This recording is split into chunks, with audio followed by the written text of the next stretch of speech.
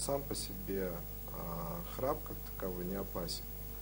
Опасно его осложнение. Осложнение его опасно тем, что есть остановки дыхания во сне. Долго работая с этой проблемой, мы стали замечать, что это скорее, наверное, физиология человеческая, потому что храп и остановки дыхания у людей нарастают с течением жизни. У мужчин начинаются в более раннем возрасте, у женщин в более позднем, где-то к 70 годам жизни одинаково количество храпящих и остановок дыхания у людей одинаково приблизительно, что у женщин, что и у мужчин. У женщин, видимо, в некоторой степени за этот охранный механизм выступает женский гормон. Как и в любой стране мира, существует определенная статистика. У нас, правда, ее достаточно мало. Но в среднем считается, что порядка 30% населения в возрасте от 60 лет страдают храпом и остановками дыхания во сне, в той или меньшей мере. Соответственно, у нас то же самое, но в Беларуси меньше информированность населения по поводу того, что храп – это плохо, что храп – это заболевание, с этим нужно бороться. Большинство из нас думает, что храп – это богатырское здоровье, и это все прекрасно. Если у человека есть храп с остановками дыхания легкой степени или храп не осложненный, да, можно говорить о каких-то домашних мероприятиях по борьбе с храпом. В особенности, если храп позиционно зависимый, так называемый, который возникает в определенной позе у человека, чаще на спине.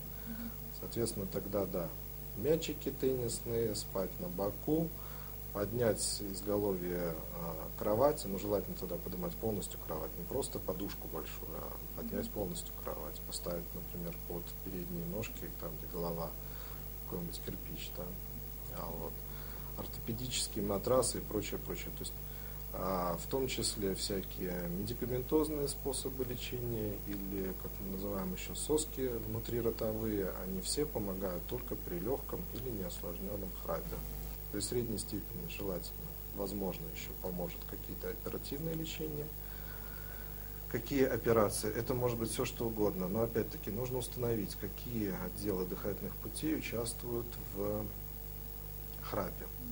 То есть, если это мягкое небо, операцию проводить на мягком небе. Если это корень языка, то на корне языка и так далее.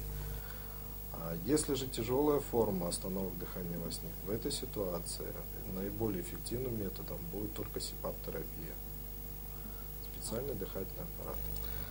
Первое, алкоголь является снотворно-седативным таким средством, которое несет. Соответственно, человек, который принимает алкоголь, он гораздо больше расслабляется дыхательные пути, из-за этого, конечно же, у него происходит больше остановок дыхания и увеличивается храп.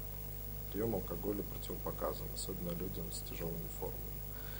Курение. Курение приводит к тому, что происходит химический и термический частично ожог дыхательных путей, поэтому за 2 часа до сна нежелательно курить и желательно прополоскать рот и горло с оливковым или подсолнечным маслом.